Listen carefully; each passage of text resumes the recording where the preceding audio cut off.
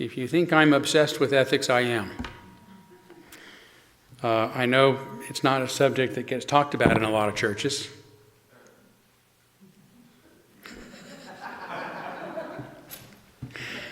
But I like to talk about it. I'll begin with something that Socrates once asked. Is the pious loved by the gods because it is pious? Or is it pious because it is loved by the gods? In other words, is good absolute or relative? Is a particular action always right no matter its consequences? Or are the consequences of our actions what makes them good or not? Is it always wrong to kill others, for example? Or is it sometimes necessary to do so for the greater good? Is it wrong to pull that switch to save dozens from being killed by a runaway train, even if it causes the death of one person now standing in its path? Or to avoid such abstractions, was it wrong for the U.S. to kill Iran's supreme leader, Ayatollah Ali Khamenei, sparing millions from his cruel and oppressive tyranny, even though it resulted in the deaths of some innocent bystanders? Is ethics a math problem? The greatest good for the greatest number? Or is it based on unyielding rules that must never be broken? Thou shalt not murder, even if it does leave millions to suffer. Questions like these indicate how difficult it is to know if our actions are good or not. Yet as Socrates also said, no one knowingly does evil. Most of us want to be good. But some think that they are good when they aren't, and others that they aren't when they are.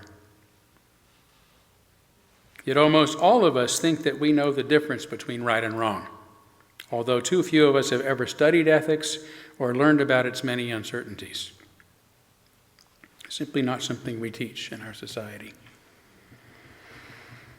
Perhaps we want to see ourselves as good because we are social animals who need the approval of others to secure our basic needs like belonging, safety, and security. Or maybe as warm-blooded creatures, it's because we innately care for others and we don't wish to cause them harm. Whatever the reasons, we are a species that takes pleasure in the happiness of others. I believe this instinct is the basis for what it truly feels like to be good, being kind to others, valuing their happiness and welfare, and not behaving in ways that cause them to suffer.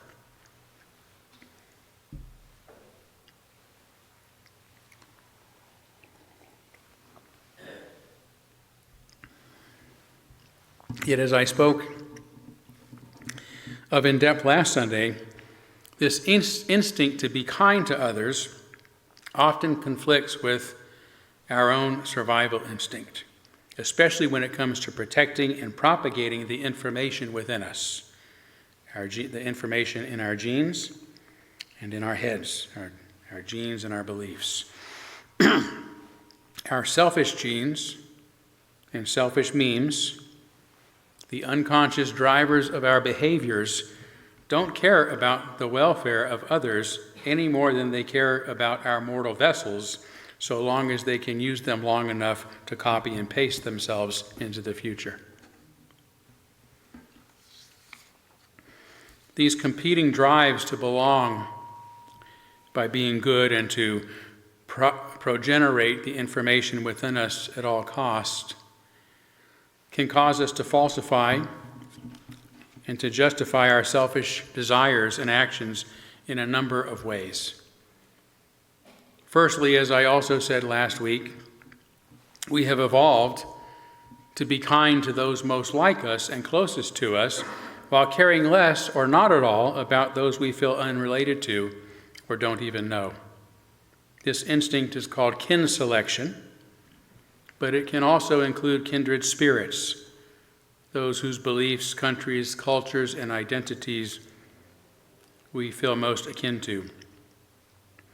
Yet it excludes strangers and foreigners, especially those with ways and ideas that seem strange and foreign to us.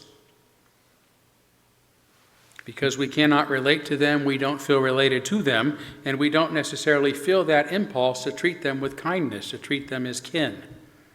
Remember, kin and kind share the same root. It's the same word.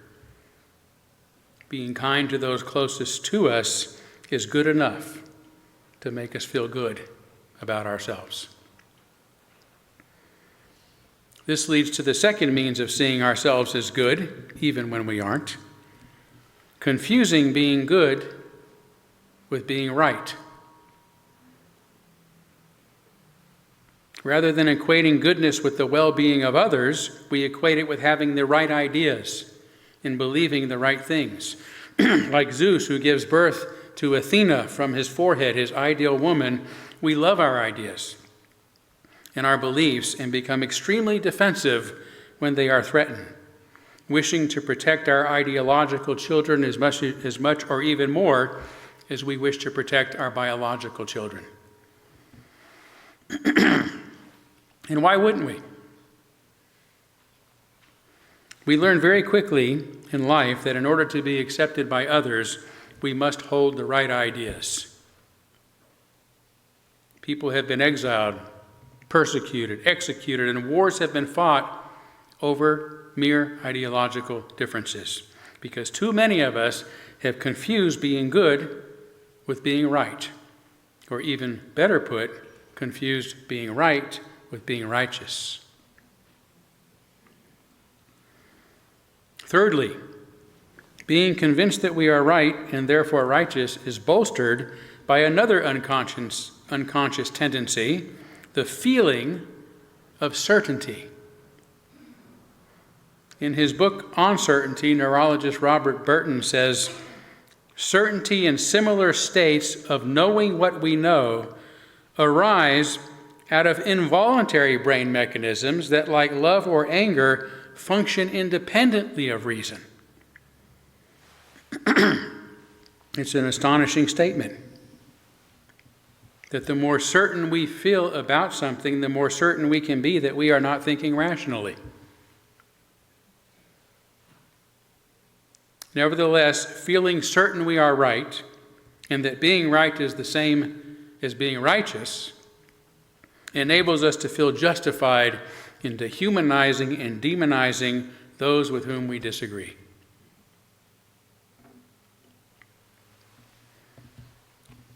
The limited reach of kin selection, equating good with being right instead of with being good to others, kind to others, and feeling certain that we are right and therefore righteous are among the primary reasons that we feel justified in mistreating others rather than following our biological instinct to treat them with kindness. Unlike other animals, as far as we know, humans have the unique ability to consider matters like these. We wonder about our motivations, we scrutinize our behaviors, and we want to be good so badly that we will even fool ourselves into believing that we are when we aren't. Such introspection, psychologizing, and sometimes rationalizing are an attempt to liberate ourselves from the behavioral instinctiveness that other creatures are bound to. It's our attempt to get control of ourselves, to take charge of our behaviors despite our biological instincts and drives. The fields of ethics, philosophy, science, and psychology have been born out of this desire to understand reality and to act in accord with it, with what Taoism is considered the way of harmony with the universe, with the way things are. But it's hard, and few of us are very successful at it, and none of us are always successful at it. the ancient code within our bodies, and the primitive ideas passed on to us from generation to generation are akin to the programming that's now guiding autonomous vehicles. Vehicles that move and act without thinking. They seem intelligent, they seem responsive to their environments, but they are unconscious of being pieces of hardware driven by software created by somebody else.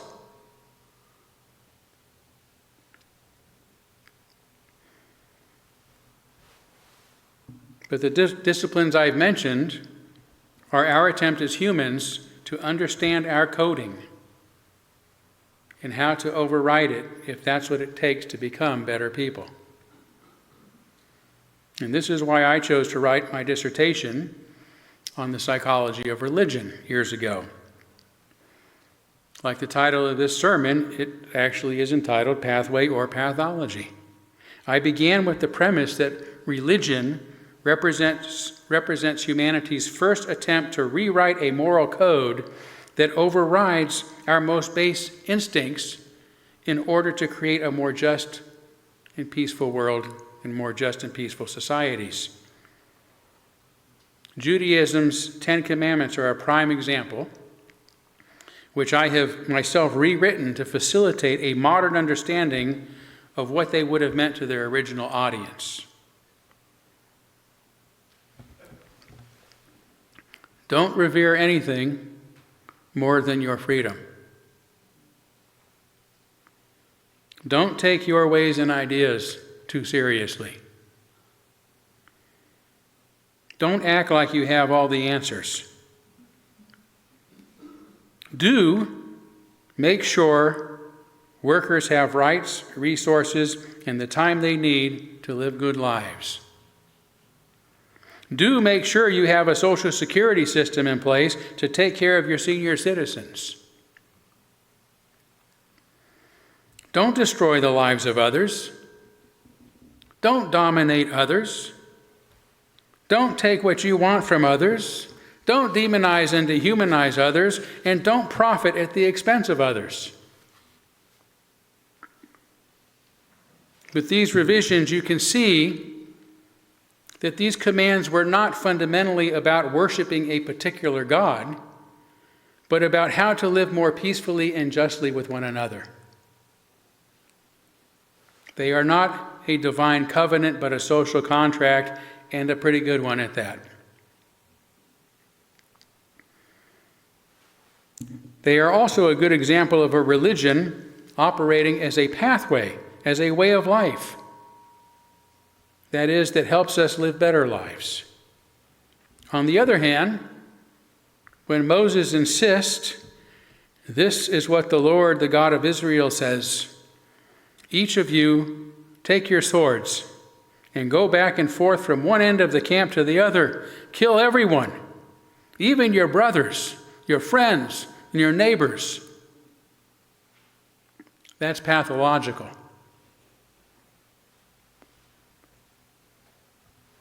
And in my opinion, it's scriptures like these that enable people like Benjamin Netanyahu and his supporters to justify Israel's bloodthirst and destruction in Gaza and now in Iran.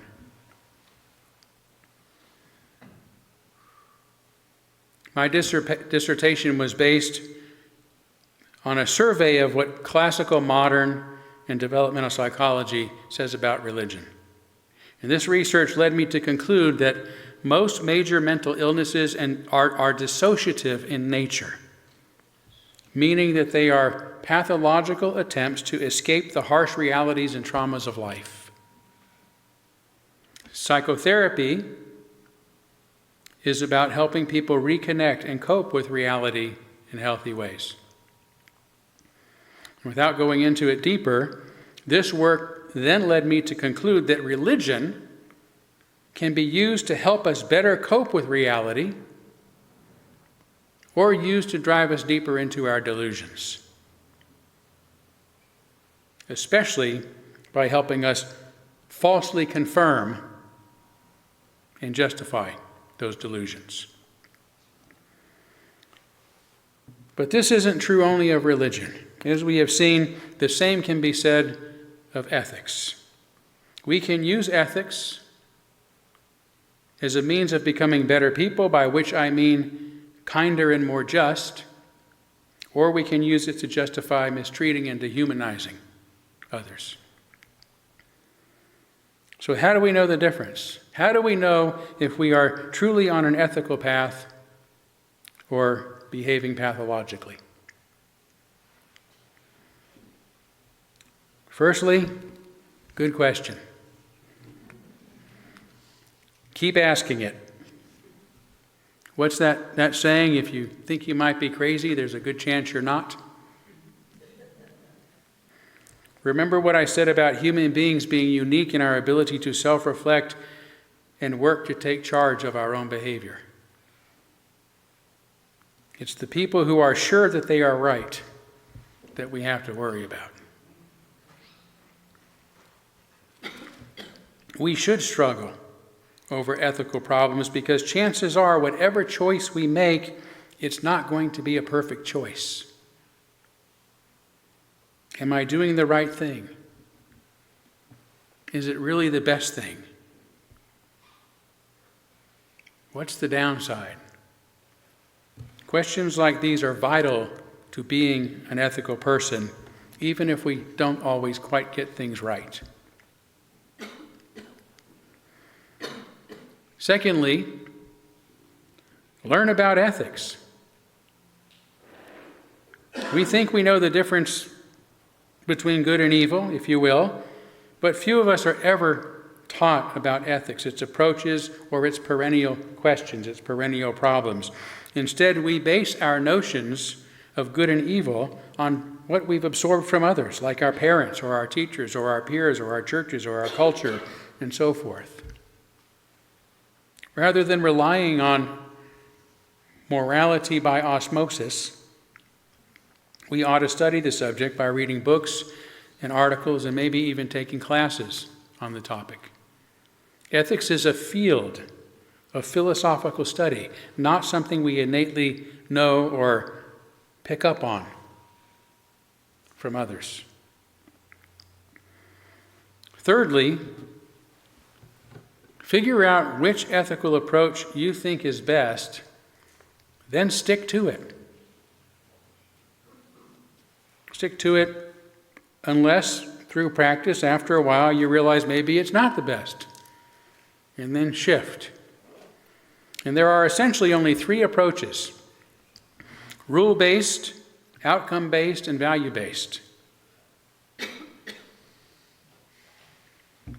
Living by certain rules, like the Ten Commandments, especially as I've interpreted them, is a great way to keep our own biases and needs out of the equation, right, from diluting our perspective, because we must obey them.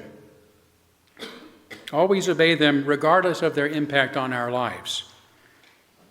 On the other hand, rules can become very rigid, they can become outdated, and they do not necessarily fit the nuances involved with every situation. They can also then become performative, and we can justify harming others by simply saying, I was just following the rules. Outcome-based ethics determine right and wrong based on the consequences of our actions rather than on the actions themselves. And this type of ethic can allow us to better adapt to particular and unforeseen situations. As my college philosophy professor, Dr. Wallace Roark, used to ask, if the ends don't justify the means, what does? Surely the consequences of our actions must matter most. But on the other hand, as Dr. Roark also frequently said, we cannot simply allow the ends to justify the means, or we can justify all manner of evil and wrongdoing to achieve what we call the greater good.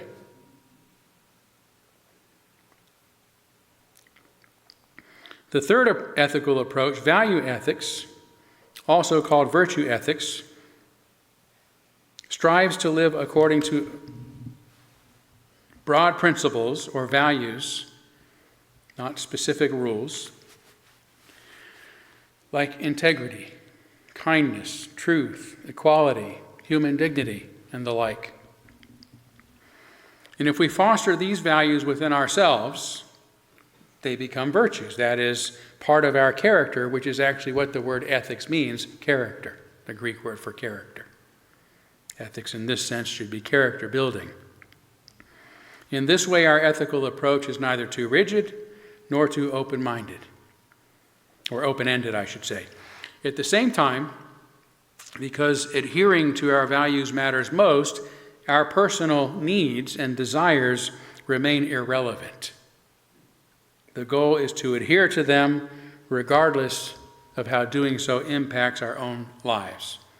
As the Stoic philosopher, founder of Stoicism, Zeno, said, values are the only thing that work in all circumstances. All else is indifferent. In other words, nothing else matters. If following my values benefits me, wonderful. If it causes me to suffer, that's okay too. The point is to follow the values. So study ethics, choose a path, and stick to it to help ensure that your own biases and desires aren't clouding your judgment, and that you're not choosing whichever ethics best suits your own interest in the moment. And this is what you'll see from all of us, right? If it's convenient, I'm all for the rules. If it's not, I'm all for the outcomes. If it's not, I'm all for my values that are superior above everything else, right? We vacillate, we switch, undisciplined, really using these different approaches in ways that are self-serving. Choose your ethic, know why you're choosing it, stick with it. And if it doesn't work, adapt so that it works better. When I wrote my controversial book, The Gadfly Papers, in 2019, I was ultimately advocating for the ethical values that had once defined Unitarianism and are the reasons why I am a Unitarian. I knew there was a possibility it would not be received well by some, and that it might negatively impact my life in some way.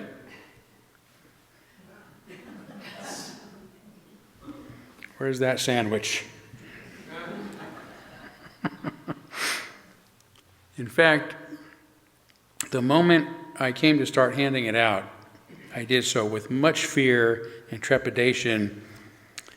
But because I practice value ethics, I could not allow such worries to prevent me from doing what I considered and still consider the right thing to do.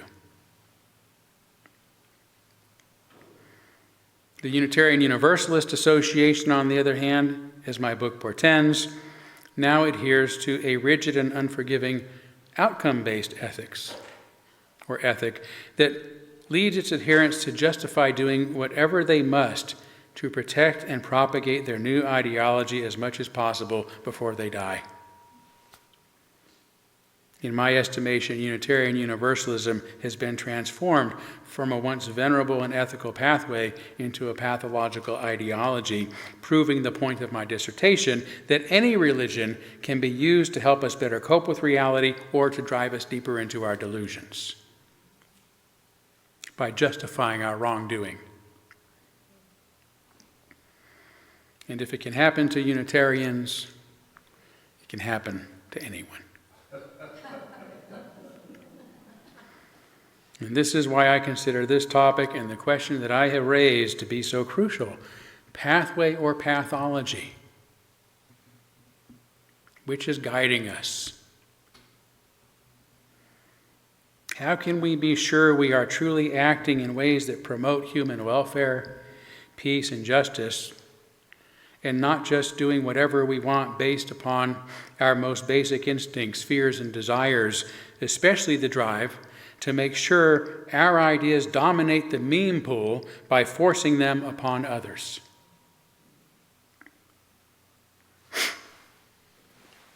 There is, I think, a simple test. If our beliefs make us more compassionate, more humble, more curious about others, and more willing to admit that we are wrong, then we are probably serving a pathway. But if they make us more certain, more defensive, angrier, and more willing to dismiss and to humanize others, to protect them, then I think we are behaving pathologically.